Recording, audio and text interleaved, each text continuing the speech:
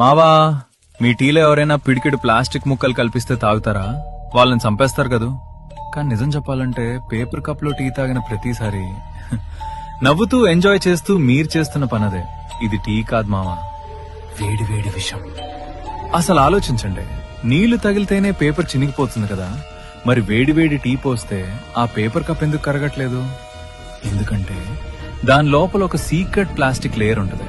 ఆ వేడికి ఆ ప్లాస్టిక్ మెల్లగా కరిగి మీ టీలో కలిసిపోతోంది. ఒక ఐఐటి స్టడీ ప్రకారం ఒక కప్పు టీలో కేవలం 15 నిమిషాల్లో 25,000 మైక్రో ప్లాస్టిక్ ముక్కలు కరుగుతాయట. అంటే మీరు టీ తాగట్లేదు, ఒక ప్లాస్టిక్ సూప్ తాగుతున్నారు. ఇవి నేరుగా మీ రక్తంలోకి వెళ్లి సెటిల్ అయిపోతాయి. దీనివల్ల గ్యాస్ ట్రబుల్ వస్తే హ్యాపీనే, కానీ ఇది తెచ్చేది క్యాన్సర్ మరియు మగవాళ్లలో పిల్లలు పుట్టకపోవడం వంటి సమస్యలు. మీ ప్రమేయం లేకుండానే మీ డిఎన్ఏని మీరే నాశనం చేసుకుంటున్నారు మావా. స్టైల్ కోసం ఆరోగ్యాన్ని తగలబెట్టుకోకండి.